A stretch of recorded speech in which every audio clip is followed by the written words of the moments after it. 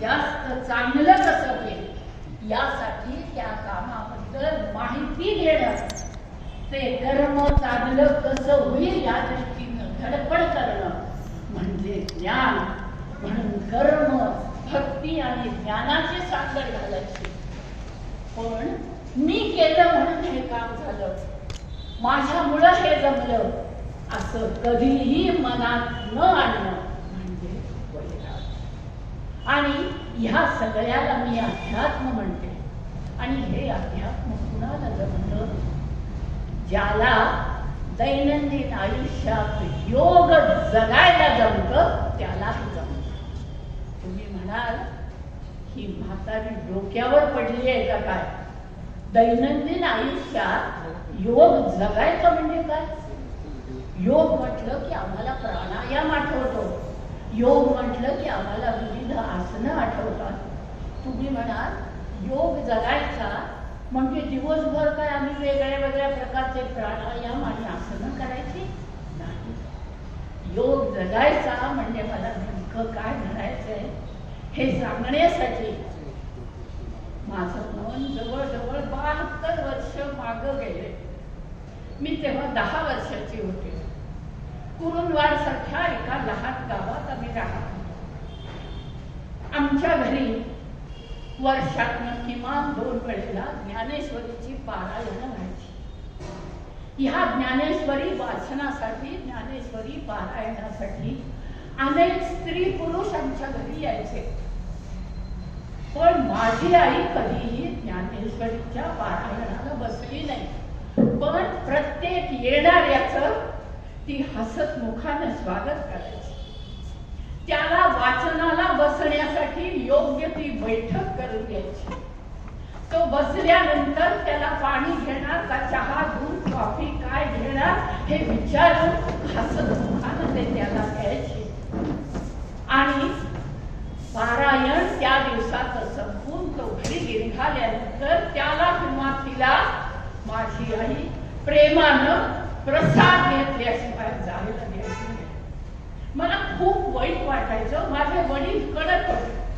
मला वाटायचं त्यांच्या कडक स्वभावामुळं ते माझ्या आईला ज्ञानेश्वरी वाचायला बसू देत नाही. एक दिवस मी भीत वडिलांना विचारलं, म्हटलं अहो एवढ्या बायका आपल्या घरी ज्ञानेश्वरी वाचायला येतात, तुम्ही आपल्या आईला ज्ञानेश्वरी वाचायला का देत नाही? का तिला तिथं बसायला देत नाही? मला वाटलं होतं माझे वडील रागवतील माझ्यावर, पण ते रागवले नाही. ते फक्त हसले आणि मला म्हणाले, कमा तुला सांगू, अगं आम्ही सगळे ज्ञानेश्वरी वाचतो आणि तुझी आई दर दिवशी ज्ञानेश्वरी जगते. ज्ञानेश्वरीचं कर्म, भक्ती, ज्ञान, वैराग्य हे ती दर दिवशी आचरणात आणत होती. कोणत्याही गोष्टी मागचं मूलभूत तत्व समजून घेऊन ते आचरणात आणणं म्हणजे ती गोष्ट जगणं. आणि ह्या दृष्टीनं मला म्हणावंसं वाटतं की आपण प्रत्येकानं दैनंदिन आयुष्यात योग जगण्याचा प्रयत्न केला पाहिजे. ही गोष्ट सोपी नाही. योगामागचं तत्व आपण समजून घेऊया आणि ते आचरणात आणूया म्हणजेच योग जगणं. ज्ञानेश्वरीच्या 6व्या अध्यायात माऊली म्हणते, अरे योग योग म्हणजे काय? मोजकं बोलणं, मोजकं चालणं, मोजकं खाणं आणि मोजकी निद्रा घेणं म्हणजे योग. इथं मोजकं शब्द फार महत्वाचा आहे. समजा घरात पुरणाच्या पोळ्या केल्या, मला पुरणाच्या पोळ्या खूप आवडतात, पण आवडतात म्हणून सकाळी पुरणाची पोळी, दुपारी चहाच्या वेळेला पुरणाची पोळी, रात्री पुरणाची पोळी खाल्ली तर काय होईल हे सांगायला तुम्ही ज्योतिषी यायची गरज नाही. आणि म्हणून मोजकं खा, अजीर्ण होईपर्यंत खाऊ नका, मोजकं चाला. समजा डायबिटीज झालाय, कोणतरी सांगतं रोज 50 मिनिटं चाला, 100 कॅलरीज कंझ्युम होतात. डायबिटीस बघता बघता बरा होतो. मला घाई झाली आहे, लवकर बरा व्हायला पाहिजे डायबिटीस. मी 50 मिनिटाच्या ऐवजी 50 गुणिले 4 मिनिटं जर चालत राहिले तर डायबिटीस बरा होईल का नाही माहित नाही, पण मी बेशुद्ध पडून मला कुठंतरी हलवावं लागेल. म्हणजे चाला, पण ते मोजकं चाला. निद्रा घ्या, पण एकदा झोप झाल्यानंतर आपल्या शरीराला गरज असतात त्यानुसारच निद्रा लागते. तुम्हाला मला आता 6 तासापेक्षा जास्त झोपेची गरज असत नाही.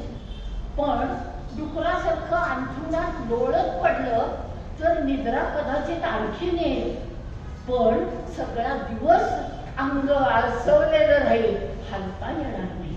म्हणजे मोजकं खा, मोजकी निद्रा घ्या, मोजकं चाला. आणि ते म्हणतायत मोजकं बोला.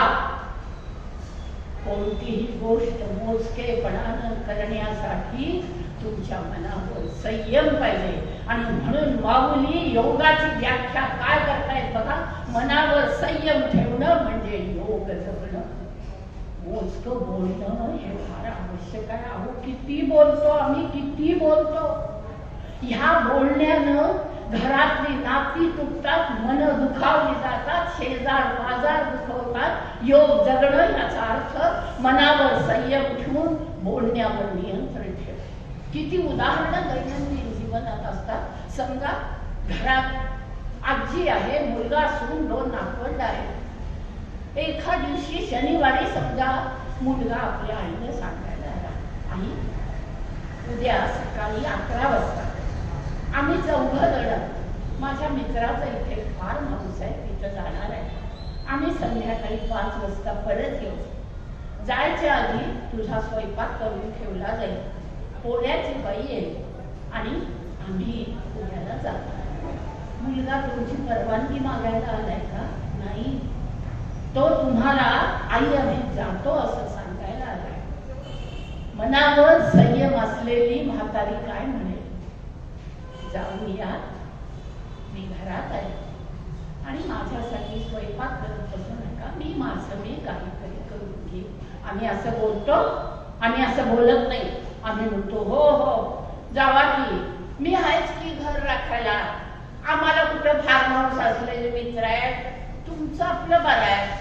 तुमच्या बुडाखाली गाड्या आहेत, हातात स्टिअरिंग व्हील आहे. एवढं बोलायची गरज असते का? पण आपण बोलतो ना, आठवून बघा. मग हे बोललेलं तुमची सून लक्षात ठेवते.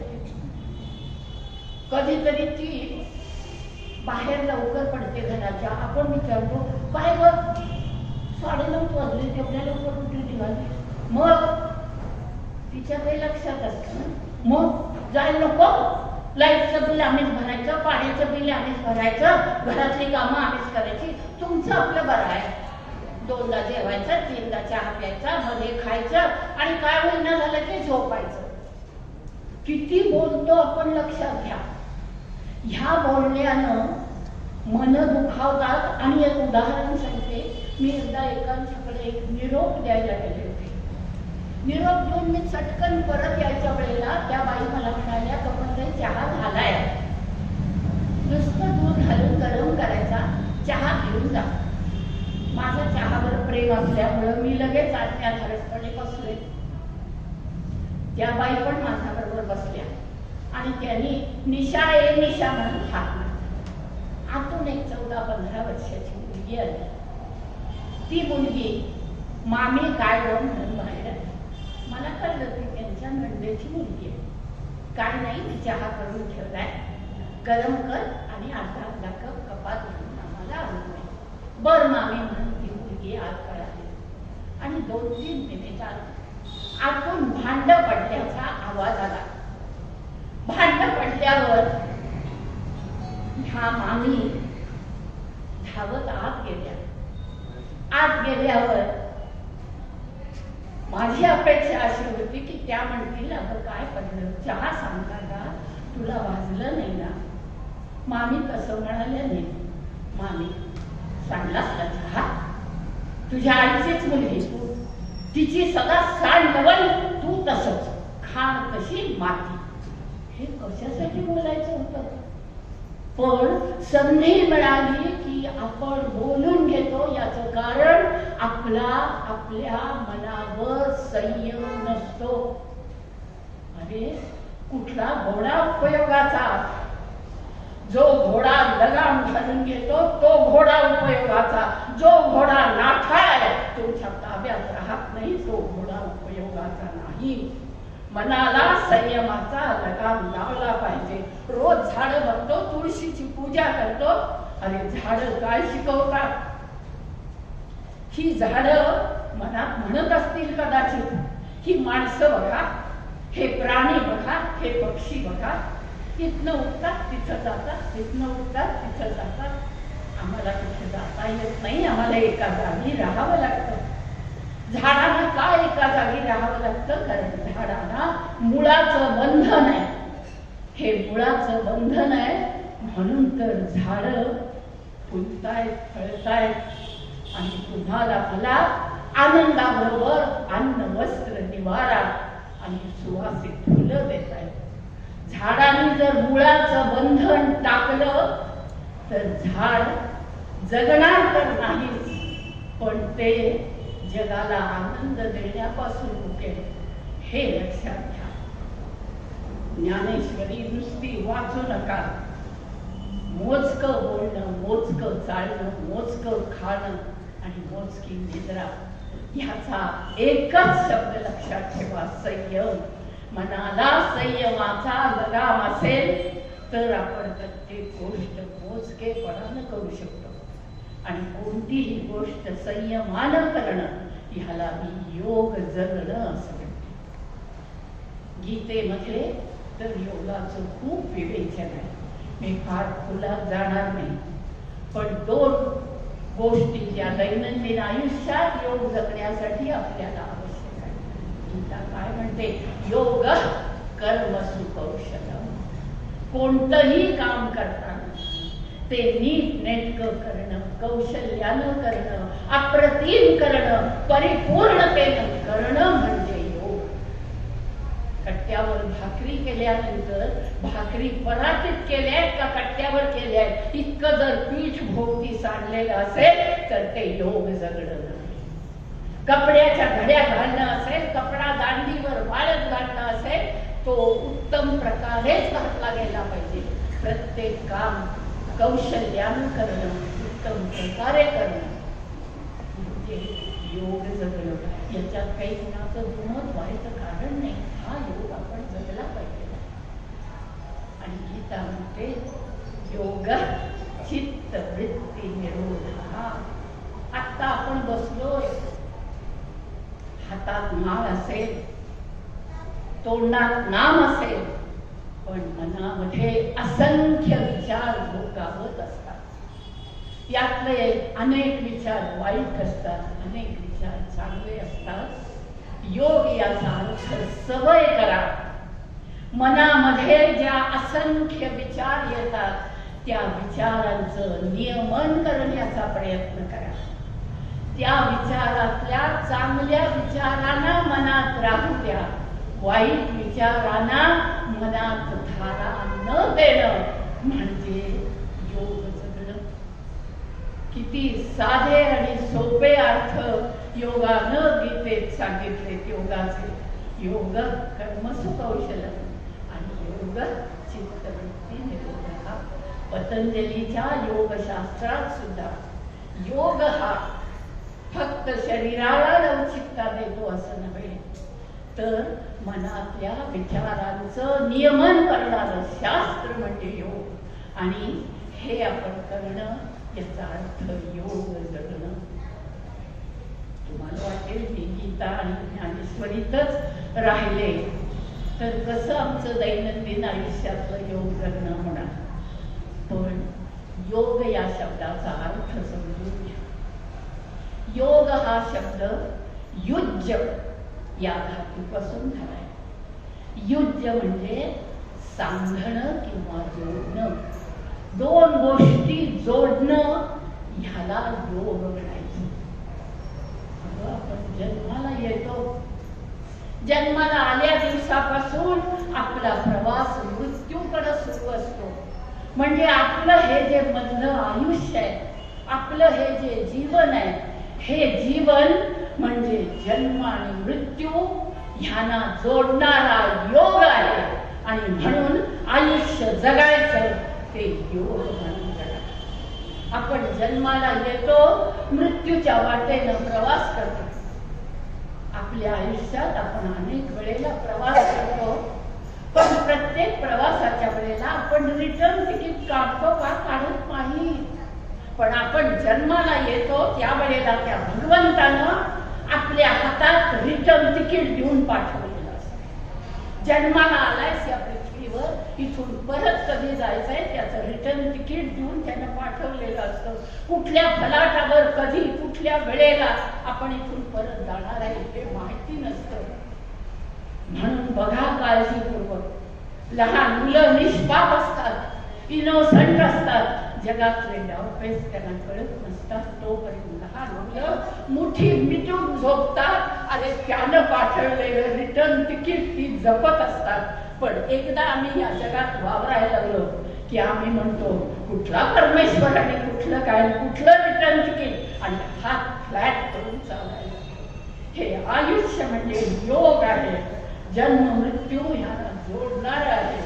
आणि त्यानं दिलेलं रिटर्न तिकीट हे विसरू नका. आणि म्हणून आयुष्यामध्ये योग जगणं याचा अर्थ कुठलंही टोक गाठू नका. दोन टोकाचा सुवर्ण मध्य काढून आयुष्य जगणं म्हणजे योग जगणं. दर दिवशी अशी टोक जोडत राहिला तर तुमच्या इतकं समाधानाचं आयुष्य कुणाच्याही वाट्याला येणार.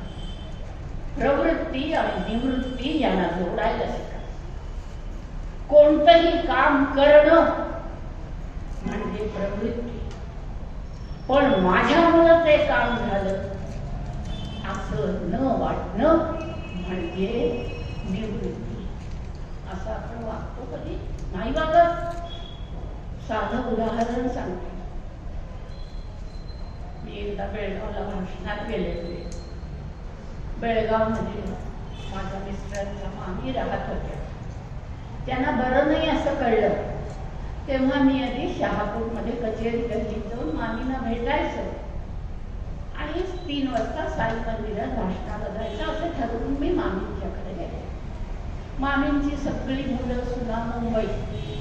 त्यांच्या एका मुलीला अकाली वैधव्य आल्यामुळं ती मुलगी त्या मामींच्या बरोबर राहत होती. मी गेले म्हणताना कोंड्याचा मांडा करतात तसं घरात 5-6 पेढे होते.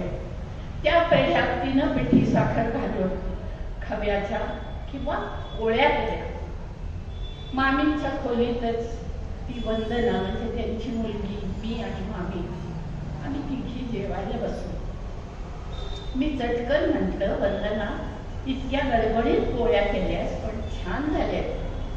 आणि मी मामींच्याकडे बघितलं आणि मामींना म्हटलं, होय ना मामी, वंदनानं पोळ्या छान केल्यात ना? मामींचं वाक्य, बऱ्या झाल्यात पोळ्या, कोण कमल पोळी तोंडात घातल्याबरोबर विरघळली पाहिजे, खुसखुशीत झाली पाहिजे. तशी पोळी कशी असती हे मी तुला दाखवेन. मला जरा बरं वाटलं ना की तू पुन्हा मुद्दाम ये, मी तुला तशी पोळी करून घालीन. आई मुलीला हे आठवते. निवृत्ती घेता येत नाही. वयाच्या 94व्या वर्षी जर आम्हाला ही निवृत्ती घेता येत नसेल तर आम्ही आयुष्यात कधीही सुखी होऊ शकत नाही. काम करा, पण माझ्यामुळं झालं, माझ्यासारखं कुणालाही जमत नाही. आणि मुलगा, आजकाल मुली शिकतात त्यांना स्वयंपाकघरात तयारी नसते. अगं आज तुझ्या सुनेनं पोळ्या केल्यात, कशा झाल्यात? अगं म्हणाटी चांगल्या झाल्यात म्हणून. बऱ्या झाल्यात पण माझ्यासारख्या मौसूत नाही, खेद करू नका. ही निवृत्ती घेणं म्हणजे योग जगणं आहे आणि हे करायला शिकणं म्हणजे योग जगणं असं मी म्हणते. कदाचित माझं दुसरं उदाहरण अतिशय योग्यचं वाटेल पण ते मी नेहमी आठवते उदाहरण. मुलगा सून 2 नातवंड आणि आजी आजोबा घरात राहत असतात. मुलगा सून दोघंही नोकरीला जातात. सून 11 वाजता घरात सगळा स्वयंपाक करून ठेवायची, मुलांना आपल्या आंघोळ घालून ठेवायची, त्यांचे डबे भरून ठेवायची. मुलं एखाद दिवशी उशिरा उठली तर आजीना मुलांना आंघोळ घालावी लागायची, त्यांना जेवायला घालायला लागायचं. आणि दारात रिक्षा आली की रिक्षेमध्ये ती मुलं बसवून घ्यायची. संध्याकाळी सुनेला यायला उशीर झाला तर आजी मुलांना दूध आणि खाणं द्यायचे. ह्यापेक्षा आजी जास्त करत नव्हते, पण आजीला सारखं मी आहे म्हणून मुलांच्या आंघोळी होत आहे, मी आहे म्हणून शाळेत आल्यावर मुलं खात आहे, मी आहे म्हणून त्याला रिक्षात व्यवस्थित बसवलं जातं. मी मी मी इतकं त्यांच्या डोक्यात बसलं होतं. मुलं मोठी व्हायला लागली आणि एक दिवस आजींचा देहांत झाला. पण डोक्यात हा विचार, आता या नातवंडांचं कसं होणार, शाळेत आल्यावर. अगं जन्माला आलेल्या मुलाची आई मेली तरी ते मूल वाढायचं राहत नाही, तो भगवंत बघतो त्याचं. पण ह्यांच्या डोक्यात तोच विचार, आता माझ्या नातवंडांचं कसं होणार, त्याला आल्यावर दूध कोण देणार, त्याला बिस्किट आपण करून आणतो. त्या विचारात म्हातारी गेली आणि मुलगा सुनेच्या घरापलीकडे 2 घरं सोडून एका कुत्रीच्या पोटी त्या आजीने पुनर्जन्म घेतला. पहिले 3 दिवस डोळे मिटलेले होते तेवढं, पण डोक्यात विचार, नातवंडांचं काय झालं असेल, नातवंडांचं काय झालं असेल. 3 दिवसानं पळत पळत पळत कुत्री रूपातलं आजी ती गेली त्या घरात आणि त्या नातवंडांच्या पायात घुटाळायला लागली. लहान पिल्लू म्हटल्यावर त्या मुलांनाही गंमत वाटली, मुलांना गंमत वाटली. पण हे पिल्लू त्यांचे पाठच सोडेना. दिवस रात्र घरात. सून इतकी वैतागली, ती म्हणाली मला तुम्हाला दोघांना सांभाळते तेवढं पुराय, कुत्र्याचं पिल्लू बिल्लू मला सांभाळणं होणार नाही, म्हणून काठी घेऊन मारायला आली. ती कुत्री रूपातली आजी कुत्र रूपातली आजोबांना म्हणायला लागली, बघा की हो, नातवंडांची काळजी म्हणून तिकडे गेले तर ती सून मला काठी घेऊन मारायला आली. कुत्र रूपातले आजोबा म्हणाले, अगं मनुष्य जन्मात होतीस त्यावेळेला सुनेनं तुला वाढलं नाही, हे तुझं नशीब समज, माझ्यामुळं हे होतंय. हा विचार डोक्यातला काढून टाक, हे शिका. मी आहे म्हणून घर चाललंय, या भ्रमात राहू नका. मी आहे म्हणून सगळी उभी आहे, या भ्रमात राहू नका. क्षणभंगूर आपलं आयुष्य आहे, कुठल्या क्षणाला काय होईल सांगता येत नाही. काम करा, होईल तोपर्यंत काम करा, पण उद्या माझ्यानंतर ह्याचं काय हा विचार करू नका. ह्याला मी प्रवृत्ती आणि निवृत्ती म्हणते. काम करायचं पण माझ्यामुळे हे चाललंय असा विचार मनात येऊ न देणं, याचा अर्थ निवृत्ती आणि प्रवृत्ती आणि निवृत्ती जोडून मधला मार्ग निवडा. काम करत राहा पण तोंडानं बोलू लागतो. संसारामध्ये आसक्ती आपल्याला असते, पण टोकाची आसक्ती नको. आणि आपण संसारी माणसं आहोत. अगं संसार हा सातत्य योग आहे, बाकीचे योग टाळा, पण संसाराचं वर्णन सातत्य योग असं केलंय. एकदा ह्या वाटेला पाऊल टाकलं की तुम्हाला ते पाऊल मागं घेता येत नाही. आणि म्हणून संसार करताना आपल्याला आसक्ती असते, अनेक गोष्टी आपल्या आहेत त्या राहिल्या पाहिजे, पण ही आसक्ती टोकाची करू नका. तसंच विरक्ती पण टोकाची करू नका, कारण आपल्याला जगायचं आहे. त्यामुळं जशी टोकाची आसक्ती नको तशी टोकाची विरक्ती नको. अगं नेहमीचं उदाहरण देते, घरात लहान चमचे असतात. समजा तुमच्याकडे 16 चमचे आहेत, वर वापरा. 2 चमचे दिसेना झाले की आपण वापरतो. कुठं गेला असेल, चहाच्या डब्यात असेल का, साखरेच्या डब्यात असेल का, तुपात असेल का, तो चमचा मिळेपर्यंत चैन पडत नाही. नाही मिळाला तर मोडकरीनं नेला वाटतं चमचा. हे चमचा जाण्याचं दुःख नाही, उगीच म्हणायचं ना, पण काय सोपावे. रुमाल 2 वर्ष वापरलेला असतो, मध्ये भोग पडलेलं असतं, ते भोग लपवून घरी घालून अगदी स्टाईल मध्ये वापरतो, पण तो रुमाल हरवला. असं कसं पडला मला रुमाल, कुठं पडला असेल. अगं रात्रीची झोप होते आपली, हा 3.5 हाताचा देह टाकून जायचा आहे, तर 12 आणि 1.5 रुपयाचा चमचा गेला.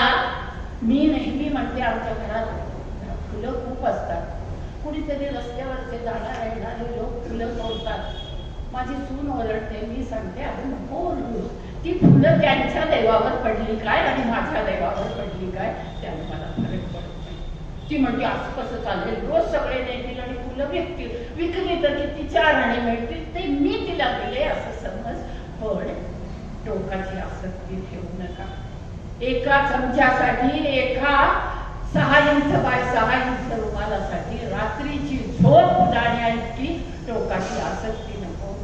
तशी टोकाची विरक्ती संसारी माणसाला उपयोगाची नाही.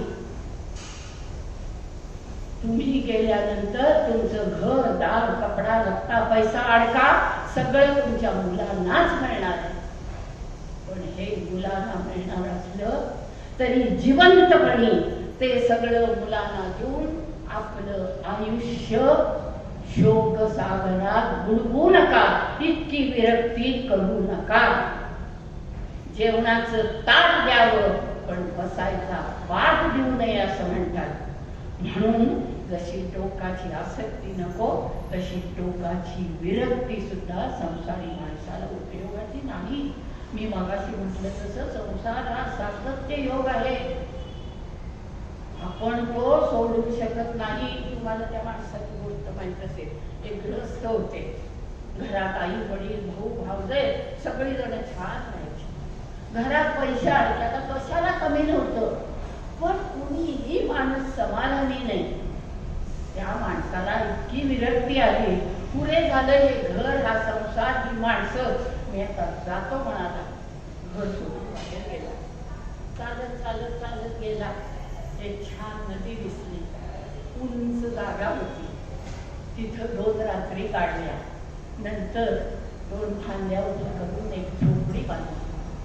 जवळच्या गावात जाऊन भिक्षा मागून यायचा. 2-3 दिवसानं थोडी भिक्षा खायला पुरायची, जेवायचा. सगळं त्याचं छान चाललं. पुन्हा अंगावरचे कपडे फाटले. कपडे फाटल्यानंतर त्याच कापडाचं शर्टाच्या 2 पट्ट्या काढल्या आणि 2 लंगोट्या केल्या. एक लंगोटी आज वापरायची, दुसरी लंगोटी उद्या वापरायची. एक दिवस रात्री झोपला होता. धुतलेली लंगोटी वाळायसाठी दाराच्या मागं लावून ठेवली. कुठून तरी एक उंदीर आला आणि दाताने ओढून ओढून ती लंगोटी घेऊन गेला. आता ह्याला काळजी पडली. उंदीर आला आणि लंगोटी रोज घेऊन जायला लागला तर मी करायचं काय. मग त्यानं विचार केला ह्या उंदराचा बंदोबस्त करायला पाहिजे, नाहीतर असं माझ्या लंगोटीला जायला गेलं तर काय करायचं. मग उंदराचा बंदोबस्त करायचा. मग भिक्षा मागायला गेला. तिथं एका घरात त्याला मांजराची पिल्लं दिसली. त्या बाईला विनंती करून ते मांजराचं पिल्लू घेऊन आला. मांजराचं पिल्लू आलं. झोपडीत मांजराचं पिल्लू राहिल्याबरोबर उंदीर आत येईना. तिला अगदी आनंद झाला. उंदराचा बंदोबस्त झाला. पण सकाळी उठून मांजर म्याव म्याव करायला गेलं, त्याला घालणार काय. मग भिक्षा मागायला गेला. तिथं दूध रोज कोण दूध देणार ना. शेवटी एक बाईची भीक घालतोय तेवढी पुरे की दूध आणि कशाला पाहिजे तुला. आता दुधाचा प्रश्न सोडवायचा. आपल्याकडे मोकाट गायीला काय पोटा नाही. अशीच एक मोकाट पण जरा गरीब गाय दिसली. तिला घेऊन आला की झोपडीकडे. बाजूला गवत होतं. गाय चरायची. त्यानं गायीची धार काढायला सुरुवात केली. मांजराला दूध देऊन स्वतः दूध पिऊन दूध शिल्लक राहिलं. जी बाई दुधासाठी राबवली होती तिच्याकडे गेला आणि म्हणाला तुम्हाला मी दूध देऊ काय विकत निम्म्या किमतीत. दूध विकायला लागला. पुढं आता या गाईला चारायला नेण्यापेक्षा आपल्या इथे मोकळी जागा आहे, थोडं धान्य पेरूया म्हणजे आपल्याला धान्य होईल, गाईला चारा होईल. धान्य यायला लागलं. भीक मागणं बंद झालं. धान्य इतकं यायला लागलं की दूध पण विकायला लागला, धान्य पण विकायला लागला. इतका पैसा झाला की आता झोपडीत कशाला राहायचं म्हणून 3 खोल्याचं घर बांधलं. आणि 3 खोल्याचं घर बांधल्यावर वाटायला लागलं आता एकटा कसा घरात, म्हणून लग्न केलं आणि पुन्हा संसार. म्हणून आपला संसार योग आहे, तो सातत्य योग आहे. पण एक लक्षात घ्या, आसक्ती जशी टोकाची नको तशी टोकाची विरक्ती नको. आपण संसारी माणसं आप परभाव आपण किती वेळेला करतो. एखादी गोष्ट मुलीनं केली, अरेच माझी मुलगी हुशार, पण तीच गोष्ट सुनेनं केली की तोंडभर कौतुक करतो का बघा? नाही करत. आपल्या नातीचं कौतुक करू, आपल्या मुलीचं कौतुक करू, पण शेजारच्यांच्या सुद्धा कौतुक करू, पण आपल्या सुनेचं नाही. हा का? तर आपलेपणा आणि फडकेपणा हा जो भाव असतो ना, हा भाव जपला पाहिजे आपण. एकदा तरी चांगलं म्हणून बघा तिला. त्यामुळं तुमचे संबंध अधिक चांगले होतील. एक न्यायाधीश होता, क्रिमिनल कोर्टाचा न्यायाधीश. कायम त्याच्याकडे गुन्हेगार यायचे आणि त्या न्यायाधीशाला आलेले पुरावे आणि हे ते वकिलांना हे करून वाटून त्याची ख्यातीच होती की गुन्हेगार दिसला आणि गुन्हा सिद्ध झाला की त्याला फाशी देऊन टाकायची. एक दिवस दुर्दैवानं त्या न्यायाधीशाचा मुलगाच गुन्हेगार म्हणून आला. त्याला न्यायाधीशानं फाशीची शिक्षा दिली नाही. न्यायाधीश म्हणायला लागला, फाशीची शिक्षा फार वाईट. फाशीच्या शिक्षेनं तुम्ही त्या माणसाला सुधारायची संधी देत नाही. अरे, आजपर्यंत 400 लोकांना फाशीची शिक्षा सुनावलीस, तेव्हा तुला ती शिक्षा वाईट असं वाटलं नाही.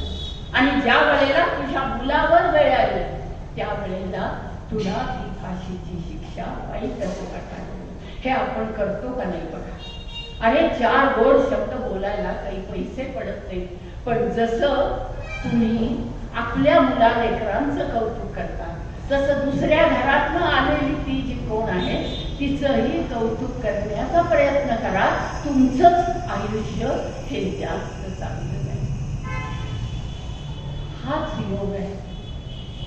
आपण जगताना अपेक्षा जरूर ठेवाव्यात, पण अपेक्षांचं रूपांतर मागणीमध्ये केव्हा होतं ह्याचा विचार करा. अपेक्षा लवचिक असते, मागणीमध्ये हट्ट असतो, मागणीमध्ये एका असतो.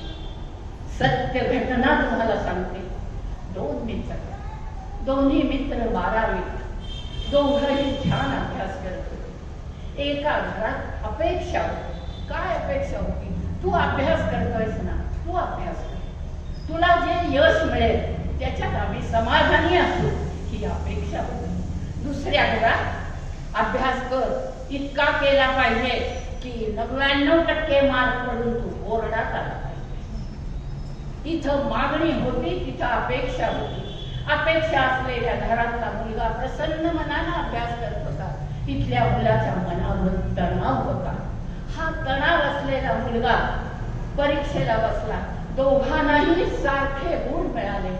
दोघंही मुंबईच्या ICT मध्ये ऍडमिशन घ्यायला गेले. मुलगा हा ज्या घरात मागणी होती, तो मुलगा घर सोडून गेल्यावर थोडा समाधानी झाला.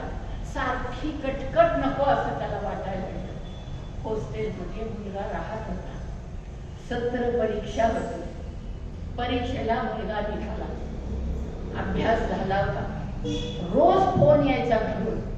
फोनवरती आई किंवा वडील बोलायचे ते असं, 12वीला नाही आलास बोर्डात, 28 मुलं कमी आहेत, इथं तरी 4 वर्ष तू पहिला आलाच पाहिजे. पहिलं आलणं हे आमच्या दृष्टीनं फार महत्वाचं आहे. तू पहिला आलाच पाहिजे. कधी आई बोलायची, कधी वडील बोलायची. शब्द वेगळे, पण मागणी कायम असायची. त्या दिवशी मित्रांच्या बरोबर परीक्षेला निघाला. फोनची घंटा वाजली. फोनची घंटा वाजल्यावर हा फोन आईचा किंवा बाबांचा असणार हे त्या मुलाला कळलं.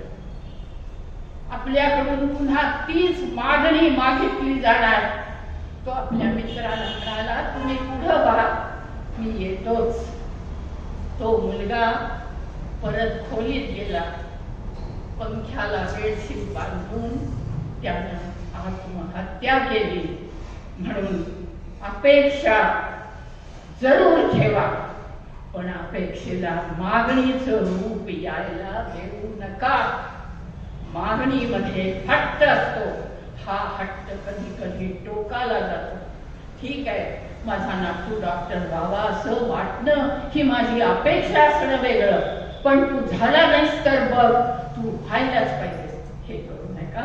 शेवटी प्रत्येकाचं नशीब त्या भगवंतांनी लिहून ठेवलेलं असतं आणि म्हणून अपेक्षा आणि मागणी ह्याचा मेळ घालायला शिकावं असं मला वाटतं. आणि ह्यालाच योग जगणं म्हणते. रागावर नियंत्रण ठेवायला शिका. क्रोध एक टोक आणि विवेक दुसरं टोक. क्रोध आणि विवेक याचा सुवर्ण मध्य काढायला शिका. विवेक या शब्दाचा अर्थ समजून घ्या. विचारांचा वेग कह्यात ठेवणं, कह्यात म्हणजे ताब्यात. विचारांचा वेग कह्यात ठेवणं म्हणजे विवेक. आणि ज्या वेळेला तुमचा विचार एका ठिकाणी थांबतो, ह्यानं माझा अपमान केलाय, या विचाराच्या पुढे तुम्ही जात नाही, किंवा विचारामागून विचार इतके येत राहतात, ह्यानं माझा अपमान केला, याच्या आईनं माझा अपमान केला, याच्या बापानं माझा अपमान केला, याच्या भावानं. म्हणजे क्रोध केव्हा येतो माणसाला? तुमच्या विचारांचा वेग जेव्हा तुमच्या ताब्यात नसतो, एकाच विचारापाशी तुम्ही थांबता किंवा इतके पाठोपाठ विचार येतात की त्याच्यामध्ये नको ती घटना तुम्ही करून बसता. आजपासून तू मला मेलास, मी तुला मेलो असं म्हणत बापाच्या हातून मुलाचा खून घडतो. याला कारण क्रोध आहे. क्रोध एक टोक झालं, विवेक दुसरं टोक झालं. विवेकाची आणि क्रोधाची सांगड घालता आली पाहिजे, नाहीतर त्या बाईसारखी अवस्था होते. एक बाई रानात राहायची. नवरा दिवसभर बाहेर जायचा. तिला एक छोटं मूल होतं. पाणी आणायला जायच्या वेळेला आपल्या मुलाकडे कोण बघणार म्हणून त्या बाईने एक मुंगूस पाळलं होतं. मुंगसाला ती सांगून जायची, मी जाते बाबा.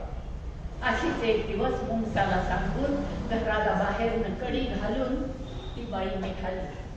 पाणी घेऊन आली.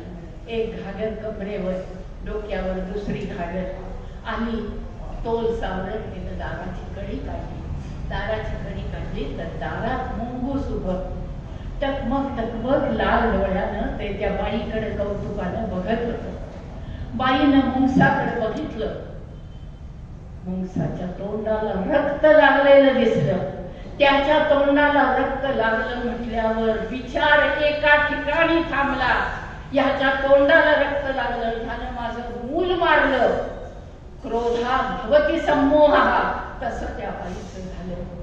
डोक्यावर धरलेली घागर होती, ती घागर तिनं उचलली आणि मुंगसावर टाकली.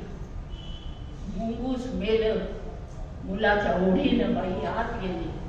मूल पाळण्यात खेळत होतं आणि पाळण्यापाशी एक साप म्हणून पडला होता. पण आता मेलेलं मुंगूस ती परत आणू शकत नव्हती. क्रोधामुळं ही घटना घडली. त्या वेळेला तिनं विवेक केला असता, ह्याला रक्त कशानं लागलं हा विचार केला असता. विचारांच्या वेगावर कह्यात ठेवणं हे फार महत्वाचं आहे आणि हे करत राहा. क्रोध आणि विवेक ह्याची सांगड घालता येणं म्हणजे योग. कोणतीही गोष्ट आपण जोडत राहिलं पाहिजे असं मला वाटतं. अगं फणसातले गरे आपण काढतो, गरे काढताना हाताला तेल का लावतो बघ? तुम्ही म्हणाल बाई तुला तेवढं माहिती. हाताला तेल लावतो म्हणजे काय? गरे निघावेत पण हाताला चीक लावू नये म्हणून आम्ही हे करतो. तसं आयुष्याचे गोड खोट गिळायचे असतील तर तुमच्या हाताला योग जगण्याचं तेल लावायला शिका असं मला म्हणावंसं वाटतं. कर्मकांड करा, जरूर करा, पण सोवळं ओवळं ह्यात गुंतू नका. काळ बदलतो. मंदिरात जरूर या. मंदिरात येण्यानं तुम्हाला आनंद मिळत असेल तर तो आनंद जरूर घ्या.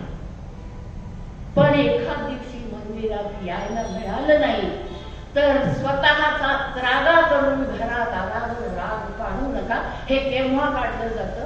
ज्या वेळेला अंधश्रद्धा आणि डोळसपणा ही दोन टोकं असतात. अंधश्रद्धा श्रद्धा कधीतरी उपयोगाला येते, ती तुम्हाला जगण्याची ताकद देते, पण त्याच्याबरोबर डोळसपणा सुद्धा हवा. मंदिरात जाऊन ती मूर्ती बघून मला आनंद मिळतो. त्या भगवानाकडे बघितल्यानंतर, त्या कृष्णाकडे बघितल्यानंतर त्याचा उजवा पाय जो राधेकडे वळलेला आहे तो बघणं हे सुद्धा तो एक वेगळं तत्वज्ञान सांगतो, हे लक्षात घ्या. मंदिरात जा, मंदिराचा आनंद जरूर घ्या, पण मंदिर का आहे, मंदिर मला काय सांगते हे डोळसपणानं विचार करा. मंदिराचं शिखर हे मानवी देहाचं मस्तक आहे. शिखर आणि गाभारा यांना जोडणारी लहान जागा म्हणजे मानवी देहाची मान आहे. तो गाभारा म्हणजे मानवी देहाची छाती आहे, आणि त्या गाभाऱ्यात असलेली भगवंताची मूर्ती म्हणजे माझ्या छातीत असलेलं माझं हृदय किंवा माझं अंतःकरण आहे. इथं आले, देवापुढे डोळे मिटले, दोन हात हृदयापाशी अंतःकरणापाशी जोडले, आणि त्याच वेळेला मी डोळे मिटते. मी डोळे का मिटते हे समजून घ्या. हे डोळे मिटायचे याचा अर्थ बाहेरच्या जगावरची दृष्टी काढायची, आणि ती दृष्टी आपल्या आत वळवणं हे तो भगवान सांगतो, ती मूर्ती सांगते. सगळ्यांची मापं काढणं सोपं असतं, सगळ्यांच्याकडे बोट दाखवणं सोपं असतं. ती आगाऊ आहे, ती शिष्ट आहे, तिला घमेंड आहे. हे बोट दाखवतो आपण, पण त्यावेळेला ही चार बोट माझ्याकडे वळलेली असतात आणि ती मला विचारत असतात, अगं त्यांचे दोष दाखवतेस, त्यावेळेला हे दोष तुझ्यात नाहीत ना, याचं आधी आम्हाला उत्तर दे आणि नंतर खुशाल. अगं हे मंदिर अंबाबाईच्या देवळात लोकांनी आंदोलन केली, गाभाऱ्यात जाऊन आम्हाला दर्शन घ्यायला द्या. अगं गाभाऱ्यामध्ये तो भगवंत आहे, त्याची मूर्ती आहे, आणि माझ्या हृदयात माझं मन आहे, माझं अंतःकरण आहे. मी आणि गाभारा याच्यामध्ये काय आहे बघा, मी आणि भगवंताची मूर्ती याच्यामध्ये काय आहे बघा. अगं त्याच्यामध्ये उंबरा आहे. हा उंबरा सांगतो, बाई ग संयम बाळग. हा संयम मंदिरात येऊन शिका. तो उंबरठा ओलांडल्याशिवाय तुम्ही आत जाऊ शकत नाही, सरळ रस्ता नाहीये. गाभाऱ्याचा उंबरठा मला सांगतो की मनावर संयम ठेव. मी आत आहे तसं तुझ्या आत तुझं मन आहे, तुझं अंतःकरण आहे. तू मनावर संयम ठेव, असं हे मंदिर आपल्याला सांगतं. माझ्या बोलण्याचा कृपा करून राग मानू नका, पण योग जगायला शिका असं मला तुम्हाला कळमळीनं सांगावं असं वाटतं. नैवेद्य आपण दाखवतो, डोळसपणानं विचार करा नैवेद्याचा. अगं त्या कुंडलिकाचा नैवेद्य विठ्ठलाला खाल्ला. ग तुमचा माझा नैवेद्य तो एवढं खायला लागला तर आम्ही नैवेद्य दाखवू? कधीही दाखवणार नाही नैवेद्य. रोज देव नैवेद्य खायला लागला तर आम्हाला परवडणारच नाही. तो खात नाही म्हणून आम्ही दाखवतोय. पण नैवेद्य का दाखवायचा? माझ्या घरात भुकेच्या वेळेला 4 घास आहेत, अशी अनेक घरं असतील, असे अनेक जीव असतील ज्यांना भुकेच्या वेळेला 2 घास खायला मिळत नाही. त्यांच्यासाठी ते 2 घास काढणं याचा अर्थ नैवेद्य आहे.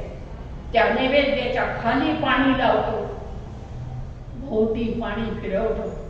का ते पाणी लावायचं, का पाणी फिरवायचं? हे जे 2 घास नैवेद्य म्हणून मी काढले आणि ते कुणातरी भुकेल्याच्या पोटात देणार आहे. हे 2 घास मी मनापासून देते, मी अंतःकरणापासून देते, मी मायेच्या ओलाव्यानं देते आहे, याचं प्रतीक म्हणून आपण त्याच्या भोवती ते पाणी फिरवतो आणि त्याच्या खाली ते पाणी लावतो. नैवेद्य दाखवण्यामागची ही संकल्पना समजून घ्यावी असं मला वाटतं. माझ्या घरात नैवेद्य दाखवण्याबाबतीत मी कधीही दुराग्रही नसते, पण रोज 1 मूठ तांदूळ 1 मूठ गहू ह्यानं जे काय होईल ते मी जिथं गरज आहे तिथं मी देते. हा माझा नैवेद्य आहे. हे करून बघा, तुमचं मन नक्की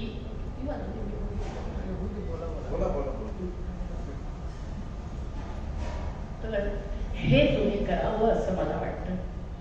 आणि एक आता परवानगी दिली आहे तेव्हा बोलते, वास्तवात जगायला शिकावं. आम्ही काय करतो बघा ना, अगदी आठवून बघा, प्रत्येक घरात हे होतं.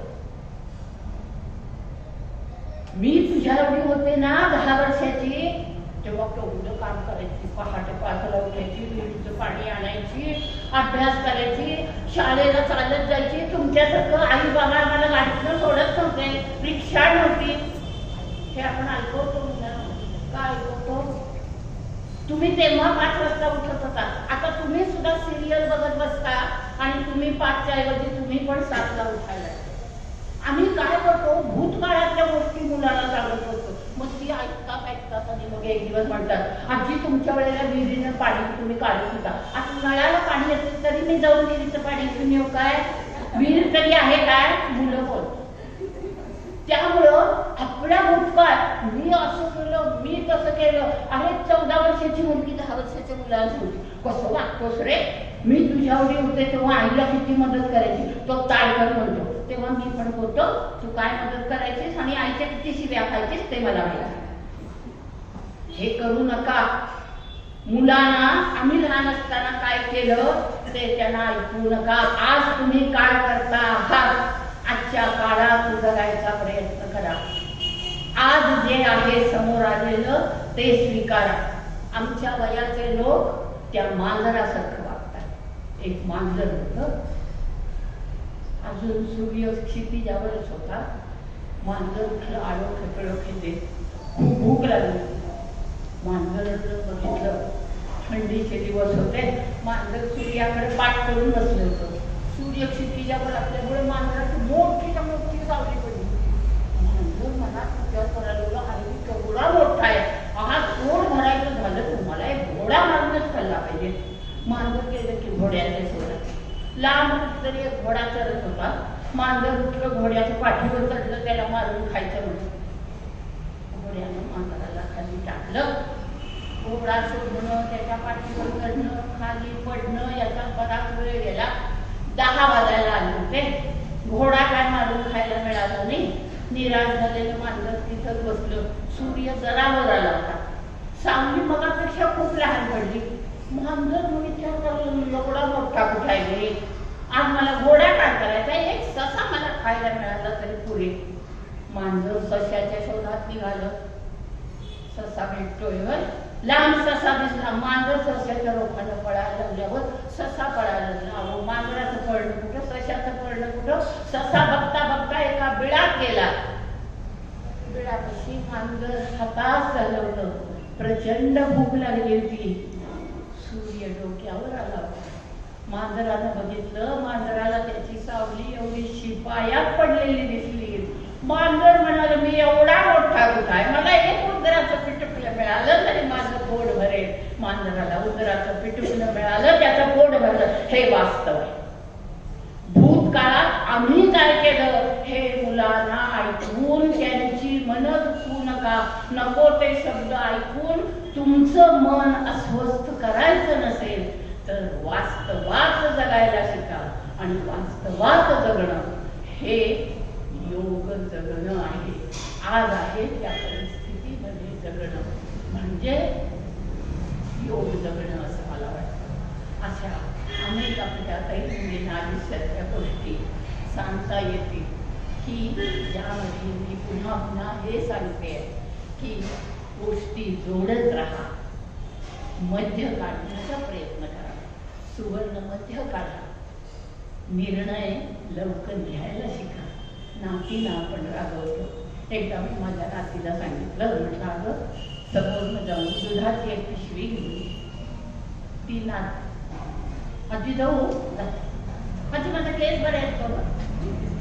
अगं बरे मग तिने केस सारखे केले. मग आम्ही पण आजी माझे कपडे अगं छान आहेत, रस्ता क्रॉस करून तर जायचं पलीकडून, पण खालचा स्कर्ट बरा आहे, टॉप जरा बरा नाही असं.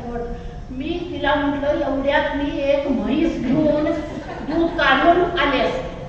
हे ज्या वेळेला मी माझ्या नातीला बोलते ना तेव्हा मला सुद्धा कोणताही निर्णय चटकन घेतला. ज्या वेळेला मी तिला रागवते ते रागवण्यापूर्वी मला अंतर्मुख होऊन हे निर्णय माझे मला वेळेवर घेता येते. व्यवहारी ज्ञान आजच्या युगात अगदी म्हाताऱ्याने सुद्धा शिकलं पाहिजे, नाही तर मग ती मुलं ऐकवतात, काय आधी किती वेळेला तुला शिकवलं, अजून तुला युट्यूबवर कसं जायचं कळत नाही. मग व्यवहार ज्ञान शिका. गीतेमध्ये काय सांगितलंय, ह्याच्या इतकंच महत्वाचं व्यवहार ज्ञान शिकणं आहे.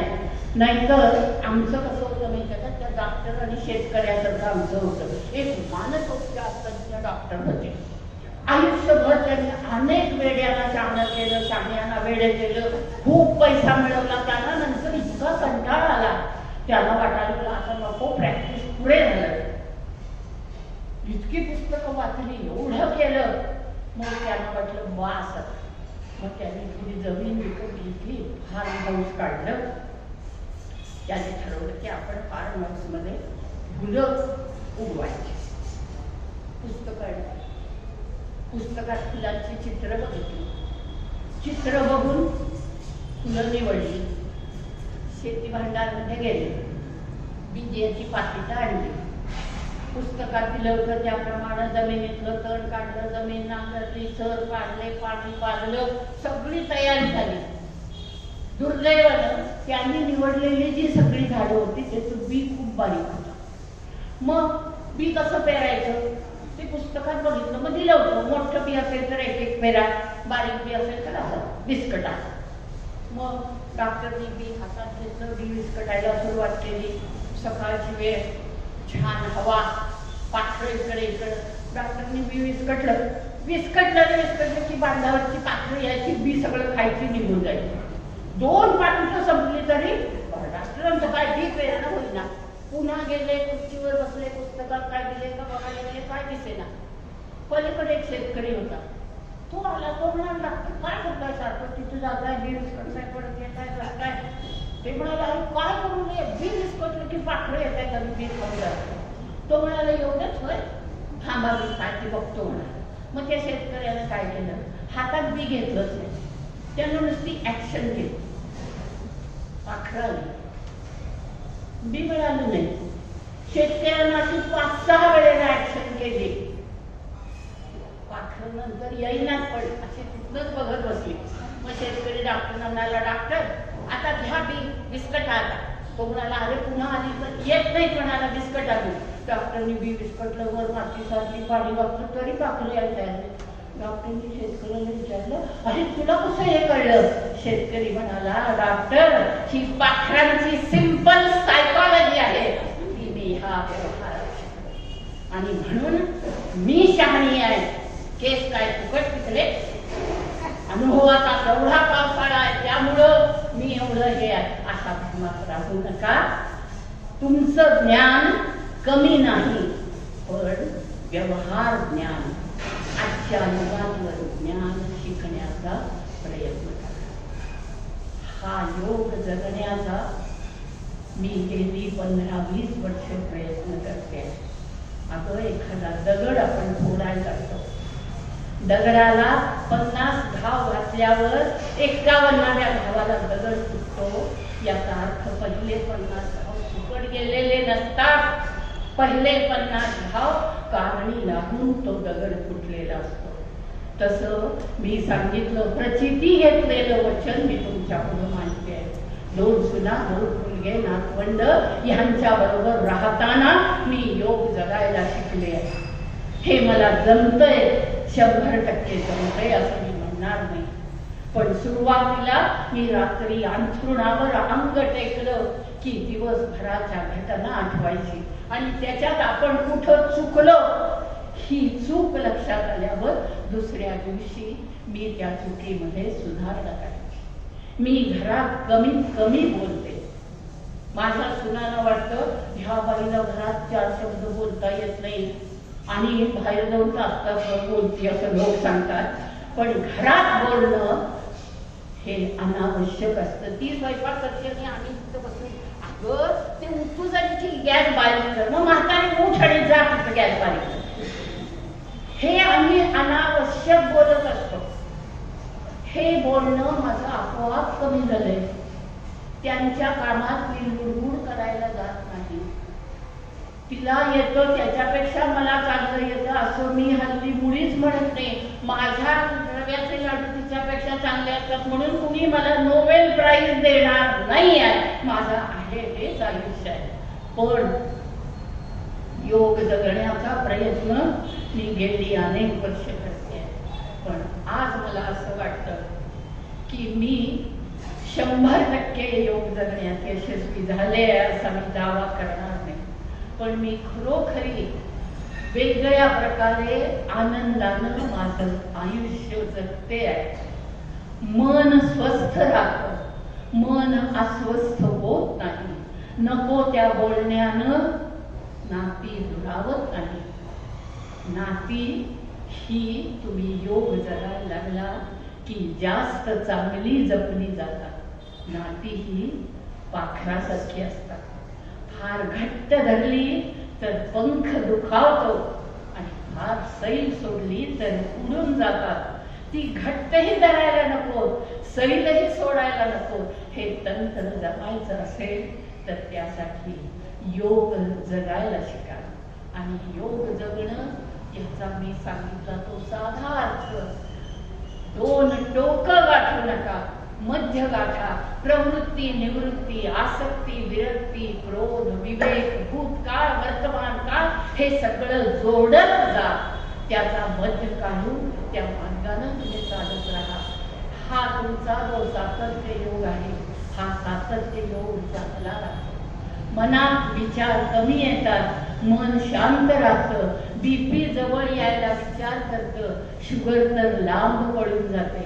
आपलं म्हातारपण, आपलं तरुणपण, आपलं प्रौढपण जास्तीत जास्त सुखानं घालवायचं असेल तर योग जगायला शिका.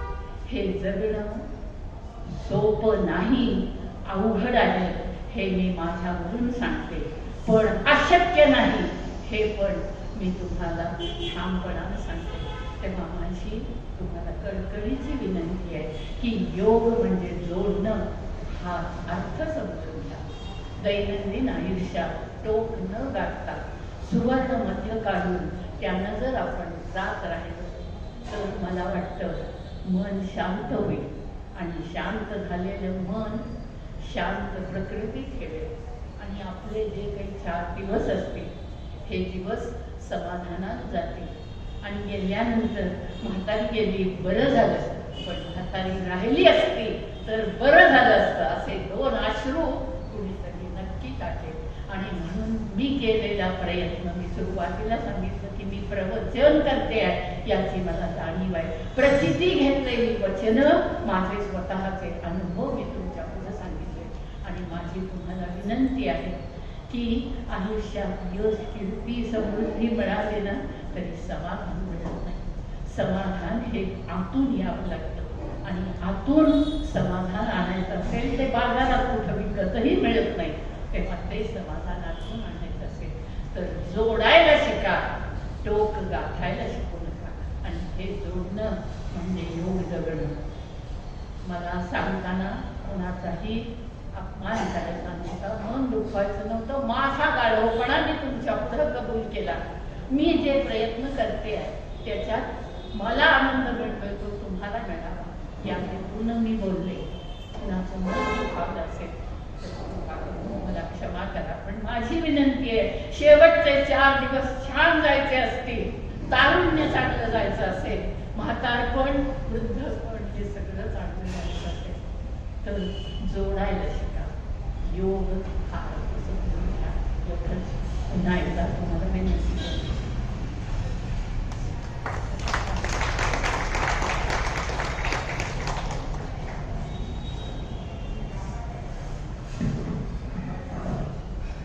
थोडक्यात मामीनी जगावं कसं हे सगळ्यांना सांगितले. प्रवृत्तीपासून निवृत्ती कशी घ्यायची, जीवनात योगाचं महत्त्व आणि योग हा जन्मल्यापासून मरेपर्यंत चालू जातो, त्याचा सुवर्णमध्ये कसं काढा की मामींनी अत्यंत सुंदर सांगितलं. महत्त्वाचं म्हणजे त्यांनी वेगवेगळी तुम्हाला उदाहरणं दिली आणि समोरच्या समुदायाला जे खरं पाहिजे, जी आजची गरज आहे त्या समुदायाकडे बघून त्यांनी योग्य तो समुदायाला सल्ला दिला आहे. तर आपण त्याचं नुसतं न ऐकता आपण हे आपल्या जीवनात आचरून घ्या, अंगीकार करूया एवढं बोलतो मी.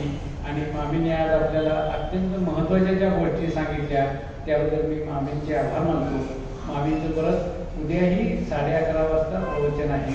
फक्त विषय हा आम्ही त्यांच्यावरच सोपवलेला आहे. मामी उद्या जे काही निरूपण करतील ते आपण सगळेजण आनंदानं ऐकू. मामी आपण आम्हाला आनंद झाला. असंच आपलं वर्षभर नेहमी ऐकायला मिळावं अशी आमची इच्छा आहे. तशीच आमची इच्छा आमची परमेश्वराकडे ठेवतो, म्हणजे तू ती आमची नक्की पुरी करतो. नमस्कार.